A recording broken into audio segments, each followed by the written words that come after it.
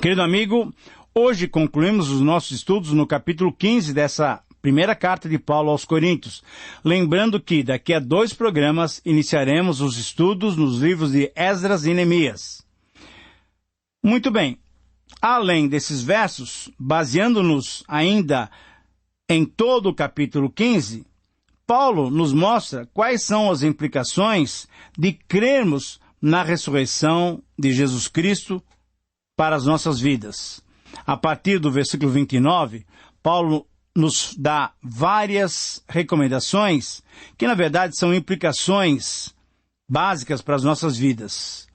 Eu quero, pelo menos, alistar 7 dessas implicações, são muito práticas para as nossas vidas. Quando cremos na ressurreição, faz sentido os nossos sofrimentos. Versículo 30. Podemos sofrer porque algo infinitamente melhor nos aguarda no céu.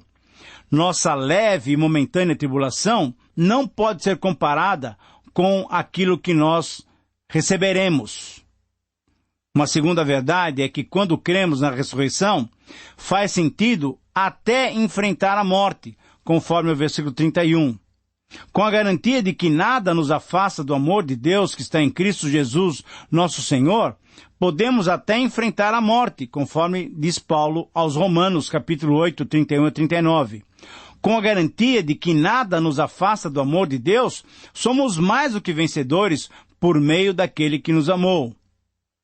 Uma terceira verdade é que quando cremos na ressurreição, faz sentido vivermos com a visão na eternidade. Versículo 32. Veja, essa é uma implicação muito séria. Estamos aqui como peregrinos e forasteiros. A nossa pátria é a pátria celeste, é a pátria eterna. O nosso tesouro não está colocado aqui.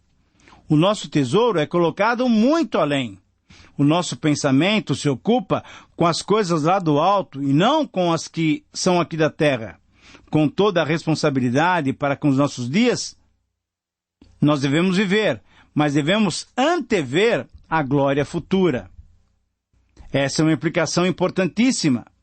E em quarto lugar, podemos ver mais uma implicação no versículo 33. Quando cremos na ressurreição, faz sentido manter a vigilância para não sermos enganados.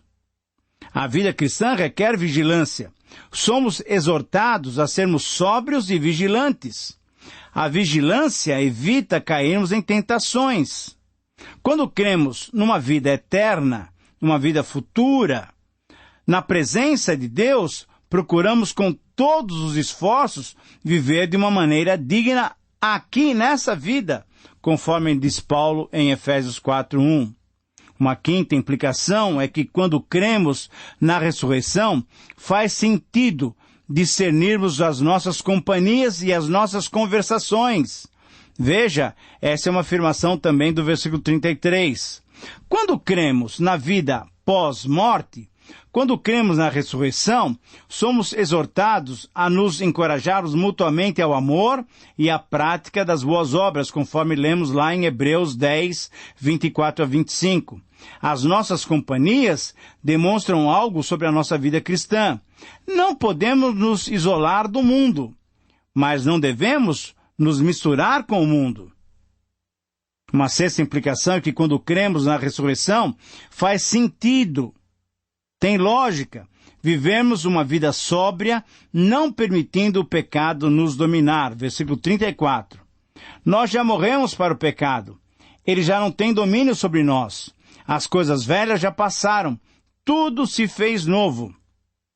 Uma vida daquele que crê na ressurreição tem frutos visíveis aqui e agora.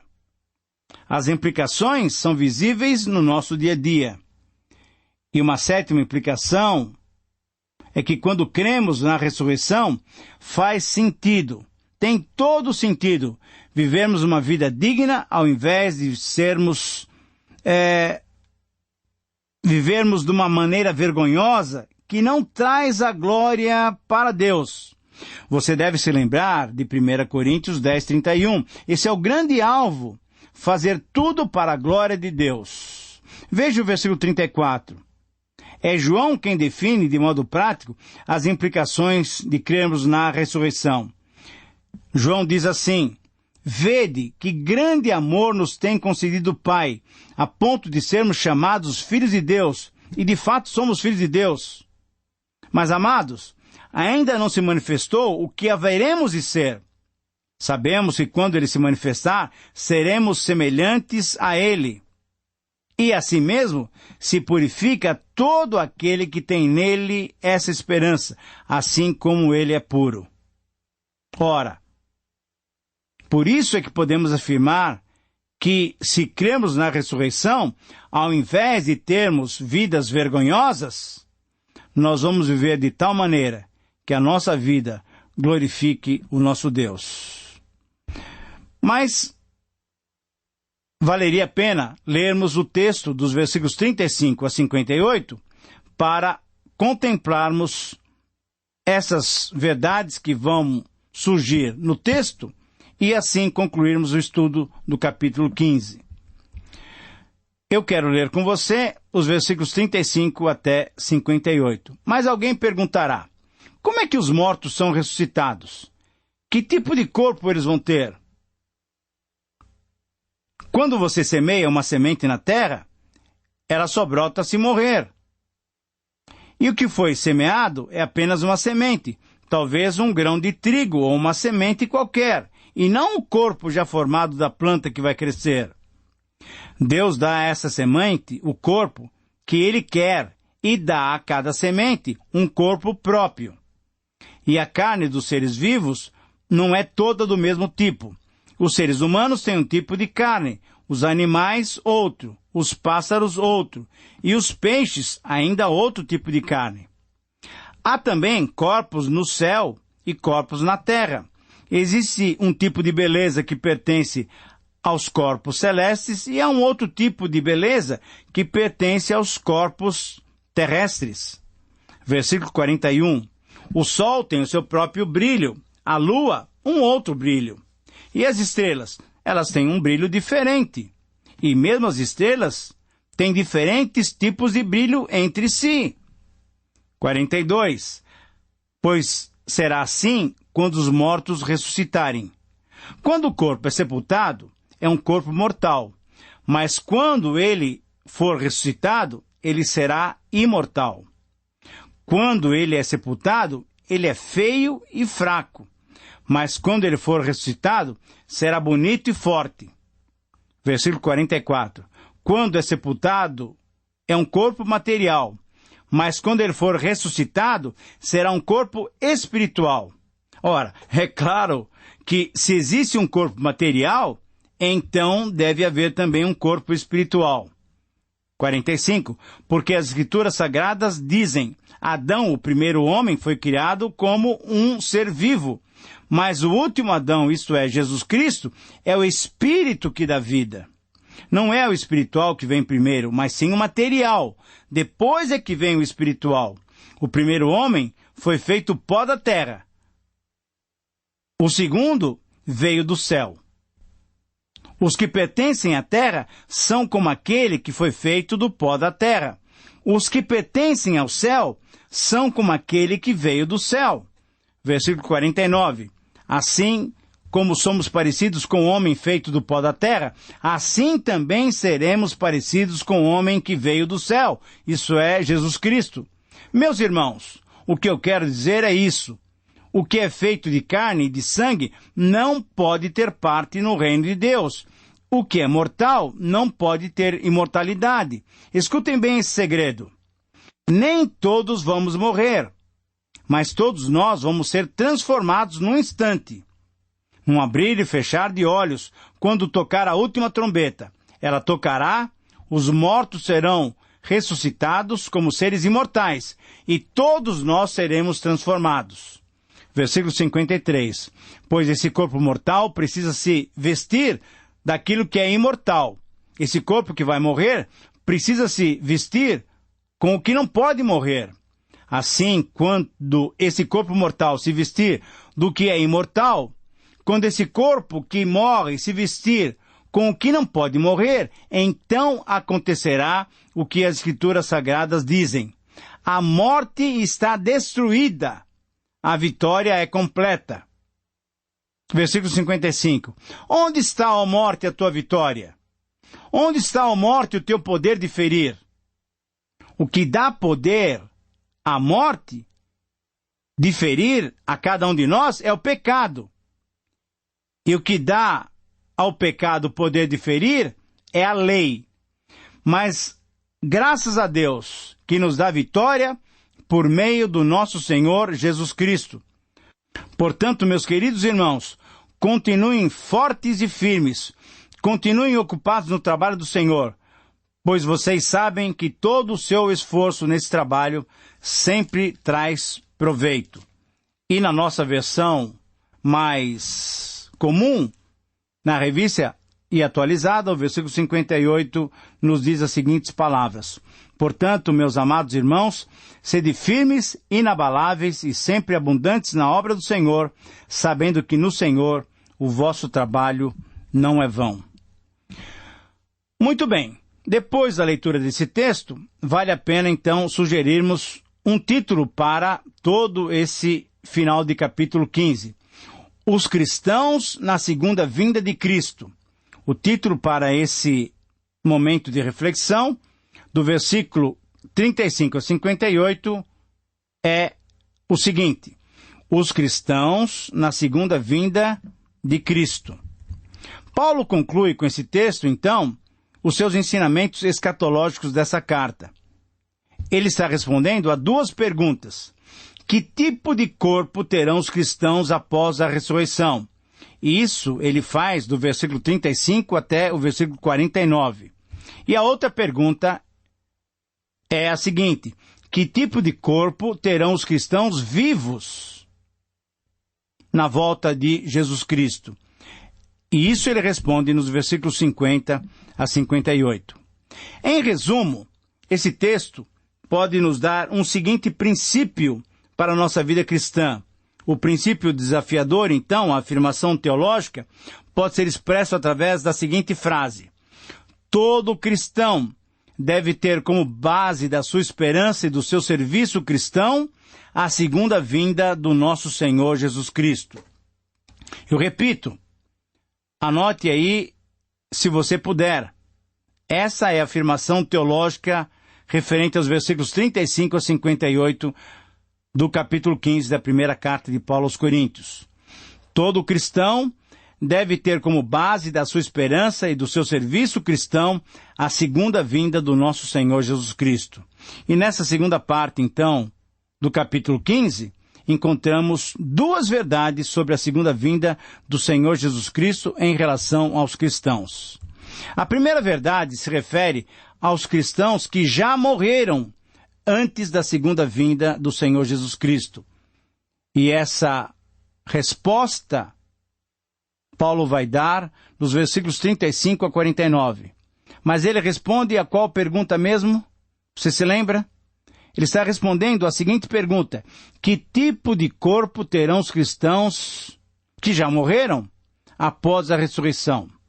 Primeiro, o entendimento comum entre os gregos se cria na imortalidade da alma, mas não se admitia a ressurreição do corpo. Na verdade, os gregos diziam, e nós já mencionamos isso em programas passados, que o corpo era o caixão da alma. Portanto, limitava a alma ao contato com a divindade. Por isso, os gregos não admitiam a possibilidade da ressurreição do corpo, porque eles entendiam que o corpo, sendo matéria, prejudicava a relação do homem interior com a divindade. Mas esse era o entendimento comum. Temos que entender corretamente. E o entendimento correto afirma que deve haver morte para que haja ressurreição. Versículos 35 a 37. O entendimento cristão, então, é muito mais contundente. É que Cristo ressuscitou corporalmente. Ele teve um corpo novamente quando ressuscitou. Ele não ficou como um fantasma.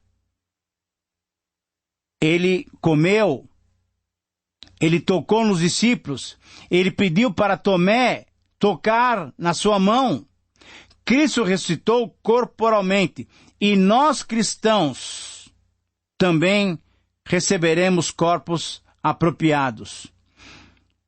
A promessa, então, é de que aqueles que já partiram antes da ressurreição dos últimos dias, mas que partiram em Cristo, receberão corpos apropriados, porque Cristo é a primícia daqueles que já morreram. A natureza também prova ser essa verdade. Veja bem o que Paulo fala nos versículos 37 a 41. Há vários tipos de corpos que Deus deu, a cada um ser como convém. Há os corpos dos animais, das aves, dos seres humanos, dos peixes, há os corpos celestes, enfim, cada ser tem um corpo. E há também tipos diferentes de corpos para os cristãos. Versículo 42. Um é o corpo apropriado para a vida aqui na terra, é o corpo físico. Mas um será o corpo apropriado para a vida no céu, é o corpo espiritual. Existem características próprias para os corpos físicos, versículos 42 a 49. O corpo físico é resultante do pecado de Adão. Nós temos doenças, nós temos problemas, nós enfrentamos dores. É interessante perceber que Adão e todos nós somos descritos como almas viventes. É o nosso corpo terreno que foi afetado pelo pecado. É o corpo como o de Adão, a sua imagem. Nós somos corruptíveis. Versículo 42, 48 e 49 nos afirma exatamente isso. É um corpo sem honra, é um corpo fraco, é um corpo corruptível. Mas existem características próprias dos corpos espirituais. Versículos 42 e 49. O corpo espiritual é resultante da obra de Cristo por nós. Esse corpo espiritual é descrito como espírito vivificante. É um corpo celeste. É o corpo como de Cristo, a sua imagem. É um corpo glorificado. É um corpo incorruptível. É um corpo glorioso. É um corpo poderoso. Veja o versículo 43. Muito bem, mas agora temos que responder a segunda questão também. Você deve se lembrar, espero. A segunda questão é: que tipo de corpo terão os cristãos vivos na volta do Senhor Jesus Cristo? Os versículos 50 a 58 nos ajudam a responder essa questão. Essa segunda verdade, então, se refere aos cristãos vivos na segunda vinda de Cristo. O corpo físico, corruptível, não vai herdar o reino de Deus. Muitos cristãos estarão vivos quando Cristo voltar. O mistério, isso é, uma verdade oculta agora revelada, é de que nem todos morrerão, mas todos sim seremos transformados. Se você estiver vivo ou não, se você estiver morto ou não, me perdoe essa palavra, mas é a verdade, todos nós, se cremos em Cristo, seremos transformados. A transformação será repentina, num abrir e fechar de olhos. A transformação acontecerá no ressoar da última trombeta. A transformação dos cristãos vivos será precedida da ressurreição dos mortos. A transformação será sobrenatural, versículo 53. Por quê? Porque o corpo corruptível se revestirá de incorruptibilidade. O corpo mortal se revestirá de imortalidade. A vitória final é o cumprimento da Escritura. O cumprimento de Isaías 25:8. A morte foi tragada pela vitória do Senhor Jesus Cristo. A vitória de Cristo sobre a morte foi completa. A vitória foi aniquiladora. O poder, o aguilhão da morte foi quebrado. O pecado e a lei perderam a sua força. Querido amigo, conforme o versículo 57, a vitória final é definitiva. É através da graça de Deus, é através do Senhor Jesus Cristo, nosso Senhor, é para todos os cristãos cheios do Espírito Santo, selados pelo Espírito Santo. Muito bem, estamos chegando ao final do nosso programa e estamos agradecidos a Deus porque podemos verificar, podemos relembrar essas verdades tão especiais da Palavra de Deus.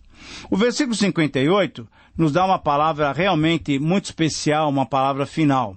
A tensão escatológica do Novo Testamento é já e ainda não. Nós temos, na verdade, os 2 séculos. As parábolas sobre o reino de Deus nos mostram essa tensão. O ensino sobre o reino de Deus nos mostra essa tensão. O penhor do Espírito Santo em nossas vidas é o já. Mas ainda não estamos completamente de posse da eternidade. Há uma necessidade de despertamento. Há necessidade do encorajamento mútuo e comunitário. Há necessidade de santificação, de santidade. Mas uma outra verdade com relação ao versículo 58 é que a vida que o ensino escatológico nos inspira é muito clara, muito marcante para todos nós. É uma vida que experimenta o amor cristão. É uma vida comunitária. É uma vida de firmeza. É uma vida inabalável. Deve ser uma vida operosa. É uma vida plena no propósito cristão, porque é uma vida no Senhor. Querido amigo, que o Senhor te use para a sua honra e para a sua glória, e que você seja sempre operoso no trabalho do Senhor. Um grande abraço, que o Senhor te abençoe, e até o próximo programa.